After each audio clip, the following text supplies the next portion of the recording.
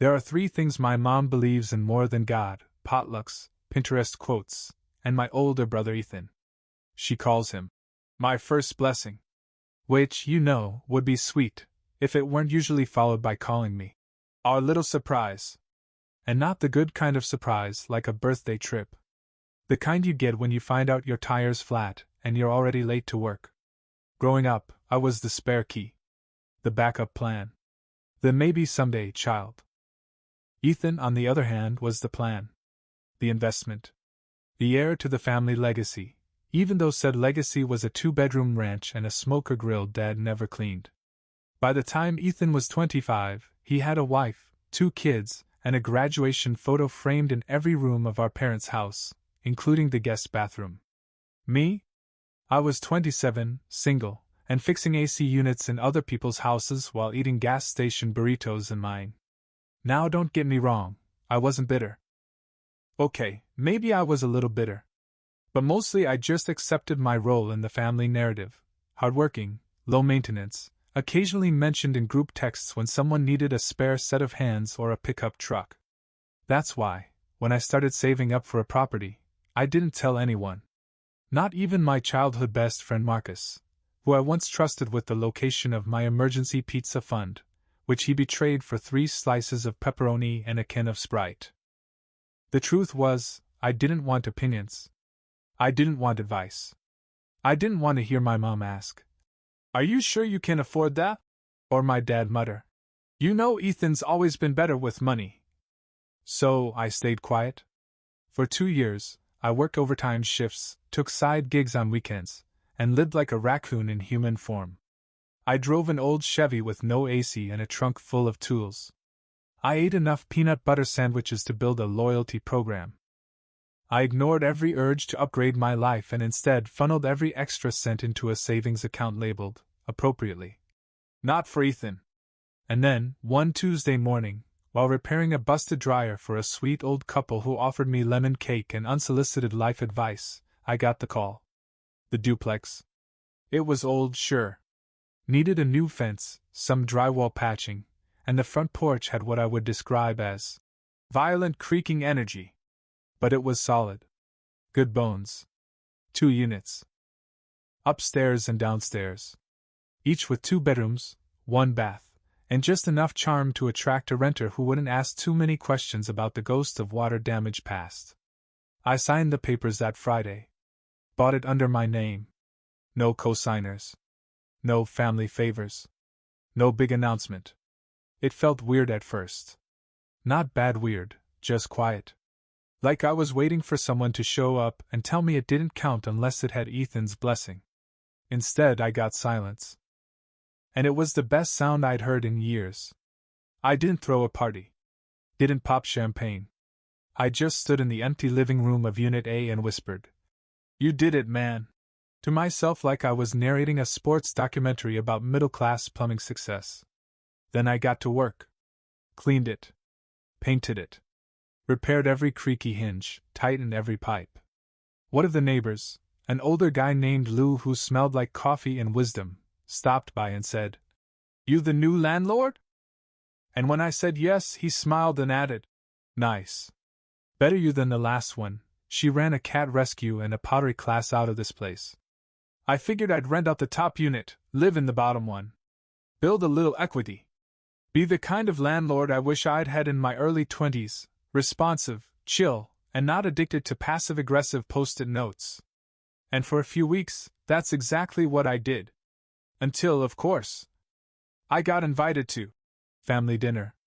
A rare occurrence. Usually, I was the +1 to Ethan's plus everything. So naturally, I knew something was up. And I was right. It wasn't a dinner. It was a setup. And the minute they pulled out the pie and started asking, casual, questions about what I'd been up to lately, I had a sinking feeling that the duplex, my duplex, was about to become the center of a family plan I didn't agree to. And brother, I was not wrong. Family dinner at my parents' house had a specific rhythm.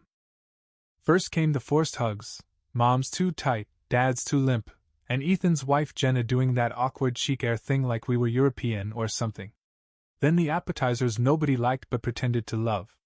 Deviled eggs that smelled like revenge, and shrimp cocktails that had clearly been defrosted 30 minutes before I walked in. And then, questions. Always the questions. "So, still doing the tool thing?" Mom asked, loading her plate with Caesar salad like it was a personality trait. "The HVAC work, yeah," I said, stabbing a crouton. "And plumbing, electrical, small repairs. I'm booked solid, actually." "Wow," Jenna chimed in, fake impressed. "It's so cute you work with your hands." I smiled through my molars. Ethan, meanwhile, was bragging about how his toddler had just mastered shapes, and how their dog knew the difference between classical and country music. Cool. My microwave could tell time. Eventually, my mom turned to me with the kind of expression she usually reserved for casually manipulating people. "So, any big plans? New developments in your life?" she asked, like she wasn't fishing with a net the size of Alaska. I gave the world's most casual shrug. "Not much. Work's been good." I saw the flicker of disappointment in her eyes. Like I'd failed to give her a reason to redirect the spotlight. Dad cleared his throat. "Actually, your brother and Jenna are dealing with a bit of a situation," he said in the same tone someone might use to announce a natural disaster. "Oh?" I said, biting a piece of garlic bread like it owed me money. "Yeah," Ethan said. "We're kinda in between places right now. The lease ended, and the new place isn't ready yet. We were thinking," Mom cut in, "that maybe they could stay with you for a little while." I paused mid-chew. "Stay with me?" "Just for a few weeks," Jenna added quickly. "You've got space, right? That duplex or whatever?" There it was. I hadn't told them. Not one word. I never posted about it. Never mentioned it in passing. The only way they could know. "Marcus told us," Mom said, answering the thought I hadn't spoken. "He said you bought a place with 2 units. I made a mental note to throttle Marcus with a rolled-up lease agreement. "So you just figured Ethan's family could move in?" I asked slowly. Mom gave me that soft, guilt-laced smile, the one she used when she wanted to pretend something was mutually beneficial, when it was actually just a favor to the golden child. "Just until their new place is ready," she said. "Besides, you've always been independent. It's not like you need both units." Ah. There it was. The free rent agenda. Like my success was a communal potluck, and Ethan showed up with an empty Tupperware and a fork. "I already have tenants lined up." I lied because I'm petty, but strategic. Jenna blinked. "Oh. That's sudden. You didn't even tell us you were buying," Mom said, now playing the hurt card. "Why keep secrets?" "I figured it wouldn't matter," I said casually. "Ethan usually gets the announcements." The table went quiet for a full 10 seconds. Then Ethan chuckled awkwardly, like the joke had gone over his head and clipped a few wires on the way down. "So, there's really no room?" he asked. I shook my head. "Nope. Both units are rented. Just signed leases last week." Which was true now. Because the next morning, I posted both listings and got 2 tenants by Friday. No family. No discounts. Full market rate. The funny part? They didn't even ask for the address. They just assumed they'd move in, like squatters with baby strollers. But the best part? 2 weeks later, I found out from a mutual friend that my parents had started driving past my place on Sundays, just to check. And on one of those Sundays, well, let's just say things got visually educational. The thing about my parents is, they don't confront. They suggest. They hint. They snoop. So after I politely, and by politely, I mean barely containing my sarcasm, shut down the whole "let Ethan's family crash at your place rent-free" plan, they didn't blow up my phone or call me ungrateful. No, that would have been too direct. Instead, they activated their favorite tactic, surveillance, with snacks. The first text came from my neighbor Lulu. "White SUV circled again. 3rd time this week." They slow-rolled past the mailbox like it was hiding secrets. At first, I thought maybe it was just a coincidence. Then I remembered, My parents don't do coincidence. They do passive-aggressive reconnaissance with a side of judgment. The next day, Lou upped his game. Lou, your mom waved at me. Then parked across the street, just sitting there like she was on a stakeout. Your dad looked bored. Or constipated. Couldn't tell. I peeked out from the window and yep, there it was. Mom's SUV, parked like a suburban submarine. No movement, just two retired parents trying to solve a mystery. Why weren't they in control of this one? See, what they didn't know was this. Both units were filled. The upstairs was rented to a pediatric nurse named Angela. She baked on weekends and owned 6 slow cookers. She once gave me banana bread just because my toolbox looked heavy. Downstairs was Dennis, a divorced high school math teacher who stress-baked and had opinions about grout. He paid early and offered me a slice of peach cobbler every other Thursday. I called him rent-paying Gordon Ramsay behind his back. They weren't just tenants. They were the dream. Quiet. Responsible. Didn't ask for discounts or mention Ethan. Already better family than my actual one. And every Sunday, like clockwork, Mom and Dad would roll by in slow motion. Mom craning her neck like she was spotting wildlife, Dad squinting at the doorbell like he could hear rent checks being written. Then it happened. I was outside doing some routine maintenance, patching a fence board, earbuds in, hoodie up, when Angela came out with her rent check. "Thanks for the quick fix," she said cheerfully, handing me the envelope. "You're the best landlord I've had." Before I could respond, a white SUV slowed to a crawl behind her. I turned. It was them. My parents. Sitting there in the car, mouths slightly open. Like they just watched a magician pull a duplex out of a hat. Mom was in the passenger seat, holding a giant lemonade. Dad was driving, frowning like a man who just realized his golden investment strategy involved a son who no longer needed them. Angela waved, politely, not knowing the drama she just walked into. Then I waved. Just a little two-finger lift, wrench still in hand, sweat on my brow like a working-class ghost haunting their expectations. Mom's expression changed from curious to shocked to mildly offended, in under 5 seconds. Dad said something to her, and she mouthed the words I'll never forget. "That's him." As if I were Bigfoot. Or a rare bird. They didn't get out of the car. They didn't say a word. They just drove away, slowly, like they were still hoping someone else would walk out and confirm it was all a misunderstanding. That night I got the text. Family group chat, MOM. "Nice place, honey. Looks like a lot of work though, winky face." Ah, yes. The passive-aggressive emoji. Her preferred method of emotional warfare. I didn't respond. But I did reread it 3 times. Not because I was hurt, but because that text said everything. They'd seen me not just owning a place, but running it. Managing it. Profiting from it. And they weren't proud. They were confused. Because in their minds success was Ethan. Always had been. And I was supposed to just orbit around him. Fix sinks. Show up at birthday parties with tools in the back of my truck. Nod along. But here I was, with keys, rent checks, and neighbors who actually respected me. And for the first time in a long time, I didn't feel invisible. I felt solid. The group chat went silent for about a day after Mom's passive-aggressive, "Nice place, winking face" message. I thought maybe they were done. Maybe the little drive-by revelation had shaken something loose, some kind of long-overdue humility. But nope.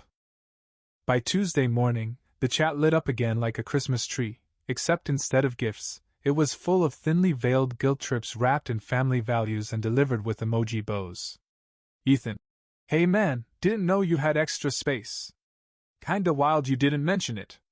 I stared at the message for a solid minute. "Didn't know you had extra space."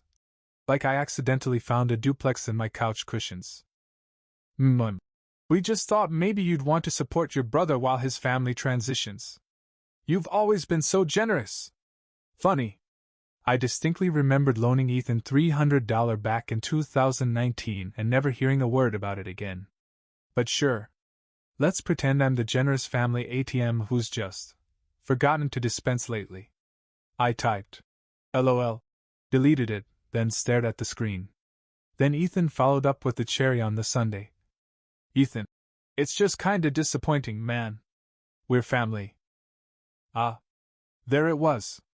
The all-caps family card. The trump card of guilt. The emotional blackmail of middle children everywhere. I didn't reply. Instead, I went and swept the front steps of my duplex. Angela waved at me on her way to work. Dennis shouted from his window that he'd left lemon bars by my door. It smelled like independence and citrus. Still, the messages kept coming. I just feel like this isn't who you are. You've always looked out for others. Ethan. It's not even about rent. We just needed somewhere stable for a few months. Thought you'd understand. Your brother has 2 kids. And a dog. It's not like they can just stay anywhere. Dad, back in my day, families took care of each other. No questions asked? Back in his day, they also thought seat belts were optional and asbestos was insulation. But sure, Dad. Let's bring that wisdom into 2025. I muted the chat. But internally? I was boiling. Not because they asked. Because they assumed. They assumed I'd just hand over the keys. That my work, the hours, the sacrifices, the skipped vacations, the years of getting called. The other one. All of that was just available. Just waiting for Ethan to move in like a royal visiting one of his estates. No one asked how I managed to buy a duplex. No one said, "Congrats." No one asked what it meant to me. They didn't see me as a grown man building something on his own. They saw me as a safety net with plumbing skills. So I did what any mature adult would do in my position. I posted a photo to Facebook. Just a little something. A picture of me on the porch, tool belt around my waist, coffee in hand, and a simple caption. 1 year ago today, I signed the papers. 2 units. 0 help. Grateful. It wasn't petty. Okay, maybe 12% petty. But within 10 minutes, Jenna liked the post, probably by accident. 5 minutes later, she unliked it. Classic Jenna. And then came the message I was waiting for, not in the family group chat, but directly from Ethan. Ethan. Wow. Real mature. I sipped my coffee and didn't reply. Because here's the thing. I didn't need their validation. I didn't need their congratulations. And I definitely didn't need their guilt. What I had was mine. Earned. Quietly. Without anyone cheering.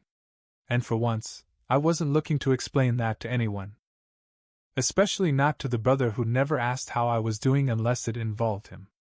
When I say I've never been more prepared for a fake solution wrapped in guilt, I mean it. I'd been dodging compromise plans since I was 8, and Ethan got the bigger slice of cake because he's older. Spoiler, he was older for 32 years. I never got that slice. So when Mom called, not texted, called, I knew she was loading the cannon with, "Just hear me out." "Hi, sweetie," she said in the tone people use when they want something big but are pretending it's small. "How's the house?" The house. Singular. Not the duplex. Already minimizing. "It's good," I said flatly. "Busy week." She sighed, which was code for, "I've decided I'm the reasonable one now. Look. I know things got a little tense. But we've been talking, and Ethan's situation really is difficult. I know you said the units are rented, but maybe there's a way we can work something out." There it was. We. The family committee that always met without me. "Go on," I said purely for the sport. "Well, what if Ethan and Jenna stayed with you, just in your unit? You could share the space. They'd only need one of the bedrooms. And you could still collect rent from the upstairs." I blinked. "You want me to give up half my home for a family I wasn't told was coming?" She didn't miss a beat. "Well, just temporarily. And it's not like you're always there, right? You work long hours. It wouldn't be that disruptive." "You mean disruptive to me?" She paused. Then added brightly, "And the kids are very well behaved." I almost choked. I'd seen those kids feed Doritos to a turtle and then scream because it didn't clap. "Mom," I said slowly, This isn't about being difficult. This is my space. I worked for this. Alone. She softened her voice, switching tactics. I just don't want this to turn into a wedge between you boys. You've always been so close. I laughed. Out loud. The last time Ethan and I were close was when he borrowed my truck to move a couch and returned it with a cracked tail light and zero gas. He later Venmo requested me $12 for gas he didn't put in. Still, she pressed on. Don't you remember when he shared his birthday cake with you that year? He's your brother. That was in 2003, I said. He dropped it. I licked frosting off the floor. Memories, she said brightly, as if I'd just complimented the family. Then came the real kicker. He's just under a lot of pressure right now. It would mean the world if you could show him what family's about. Ah, yes. The inevitable you're morally obligated to fix this speech. I let the silence stretch. Long enough to make her uncomfortable. Then I said, You're right. She perked up audibly. You're right. I repeated. It would mean the world for him to learn what family's about. Starting with respecting people's boundaries. The silence on her end was chilly. Then she mumbled something about thinking it over, and hung up. 10 minutes later, the family chat pinged. Dad, you're being selfish. Jenna, we'd keep to ourselves. You wouldn't even know we're there. Ethan, this is why you've always felt distant. You push people away. I stared at that one for a while. I push people away. Right. Because boundaries are the same as abandonment now? What they really meant was, you're not letting us benefit from your hard work, and that's uncomfortable. But here's the thing no one in that group chat understood. I hadn't built my duplex to prove anything. I built it so I'd never have to depend on people who made me feel small. And I wasn't about to shrink just to fit back into their expectations. After the group chat meltdown, I didn't respond. I didn't argue. Didn't explain. Didn't defend. Let them sit with it. Because I've learned something over the years. People who benefit from your silence will always be offended by your boundaries. That weekend I hosted a little cookout on the back patio. Nothing flashy, just me, Angela from upstairs, and Dennis from downstairs. Angela brought root beer pulled pork sliders that could win awards. Dennis brought his corn salad that looked like it came from a magazine. I brought the grill and a six-pack. It was the most relaxed I'd felt in weeks. Angela laughed at one of Dennis's dry jokes about HOA fees. I was halfway through my third slider when she handed me an envelope, rent, early again, and said, Don't spend it all on power tools and coffee. Too late. I grinned. That envelope wasn't just rent. It was a reminder. I did this. I'd built something on my own.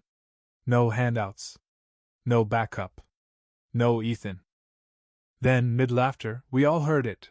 That distinctive slam of a familiar SUV door across the street. I turned. Sure enough, white SUV. My parents. With Ethan. All three standing on the sidewalk like realtors scouting their next regret. No knocking. No warning. Just standing. Angela saw them first and leaned in, whispering. Oh. You expecting visitors? Not even a little, I said, grabbing another slider like it was a defense mechanism. They didn't say anything. Just stared. Dennis raised an eyebrow. You want us to clear out? No, I said calmly. They can watch. Maybe they'll learn something. It was surreal, standing on my porch, drink in hand, surrounded by people who respected me, while the family who doubted me watched like I was an exhibit. They just stood there. Not one word. Like they were waiting for me to cave and wave them over. Like this was all still negotiable. But I didn't move. Angela eventually waved, polite, Southern style. I just nodded. Not rude. Not cold. Just resolved. Mom looked visibly confused. Dad looked annoyed. Ethan looked like he just realized the guest list didn't have his name on it. Eventually, they got back in the SUV. Except Ethan, he lingered. Stared at the house like it owed him something. I wondered what he saw. Did he see the hours I'd spent repairing drywall at midnight? The budgeting spreadsheets? The toolbox I'd taken everywhere since trade school? Or just the fact that no one invited him? He turned finally, slow, then got in and slammed the door harder than necessary. They drove off. Didn't wave. Didn't speak. Just disappeared. Later that night, the family group chat came back to life. Ethan, guess we're moving into an extended stay hotel. Thanks for nothing. We tried. You made your choice. Dad, hope it's worth it. I stared at that one. Hope it's worth it. As if my peace, my home, my sanity, needed a price tag. I didn't reply. But I did step outside, where the porch lights glowed against the shingles I'd chosen. The siding I'd painted. The door I'd installed. Then I snapped a photo. Just me, standing on the porch, coffee in hand. Caption? Worth every brick. Didn't tag anyone. Didn't need to. Because 10 minutes later, Jenna texted me privately. Jenna, you're being cruel. And I laughed. Not bitter. Not smug. Just that deep, exhausted laugh of someone who finally realized he didn't need to explain himself anymore. It had been 4 days since the family group chat went dark. 4 beautiful, silent, drama-free days. No texts. No calls. No emoji guilt. No Ethan updates. Just normal, peaceful life. Angela gave me banana bread. Dennis fixed the lawnmower cord because it was making him itchy just watching me struggle. I slept better than I had in weeks. And then the knock. Not a buzz. Not a doorbell. A knock. Firm. Intentional. I opened the door slowly, expecting maybe a package. Maybe Lou returning my drill again. Instead, Ethan. Standing on my porch like a kid who got kicked out of summer camp. Behind him, I noticed a minivan. Packed. Cramped.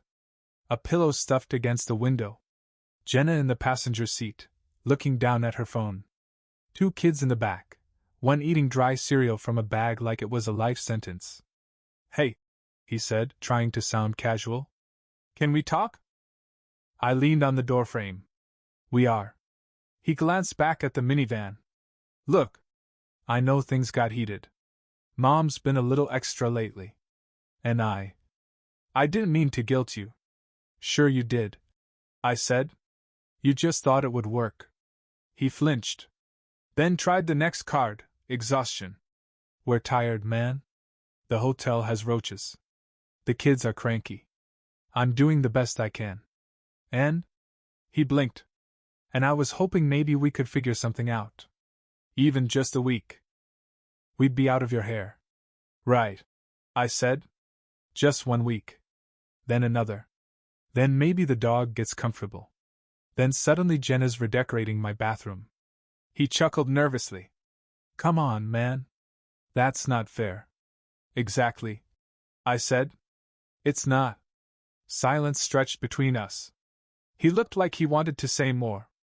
Like he expected me to break. To cave. Instead, I just looked at him.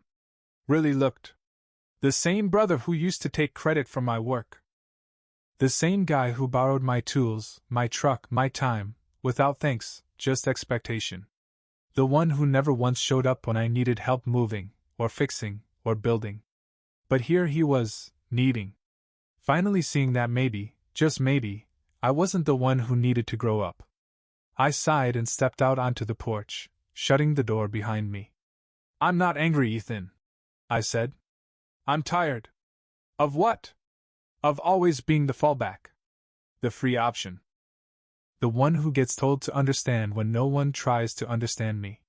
He looked at me like he didn't know who I was anymore. Like he missed a meeting where I got replaced by someone with a spine. You've changed, he said. No, I replied. I just finally stopped asking for permission to have a life. Behind him, I saw Jenna glance over. She looked irritated, not desperate. Just annoyed that their plan hadn't worked. Ethan opened his mouth again, but I cut him off. There's a park 2 blocks down, I said, nodding past him. They've got clean bathrooms and shade. Might be good for the kids while you figure out your next step. He hesitated, like he couldn't believe I was serious. But I was. For once, I was the one setting the terms. And I wasn't about to unlearn the freedom I'd earned. He turned slowly and walked back toward the van. I didn't watch them drive off. I went inside, locked the door, poured a glass of iced tea. And for the first time in a long time, I didn't feel guilty about being the one who said no. 2 weeks passed. No knock. No text. No new messages in the family group chat. Silence. And let me tell you, it was the most peaceful silence I'd ever lived in. Angela and Dennis thrived. I upgraded the porch light. My bank account got fatter. I even bought myself a ridiculously overpriced pair of noise-canceling earbuds because I could. Then, on a Thursday, a letter arrived. Not a text. A letter. From Mom. The handwriting alone made my stomach tighten. She always curled the Y in my name too tight, like she was strangling the word. You. I opened it slowly, almost laughing at how old school it was. We're disappointed in how things turned out. Family means sacrifice. You had a chance to help your brother, and instead you chose pride. I hope one day you'll realize what you've lost. I folded the note and placed it in the drawer next to expired coupons and a button that fell off a shirt 3 years ago. Then I had an idea. The next day, I drove to a nearby print shop. Paid $7. Printed something clean, crisp, and framed it. Then I mailed it to Mom and Dad's house. No note. No explanation. Just a photo of my duplex. With the words, "Built without you." 2 days later, Jenna blocked me. Ethan removed me from the family Spotify plan. Mom sent one final message in the group chat. You've made your choice. I hope you're proud of yourself. I didn't reply. But I did pin that message, just so every time they opened the chat, they'd see who said it. Because yes, I was proud. I was proud of every skipped vacation, every overtime shift, every ignored insult at holiday dinners, every sarcastic comment I didn't clap back at. They called it selfish. I called it survival. And 1 year later, exactly to the day, I celebrated by repainting the front steps with Angela and Dennis. We grilled burgers, blasted music, and took a group photo on the lawn. I framed it. Hung it in my hallway. Next to the first rent check I ever earned. Next to freedom.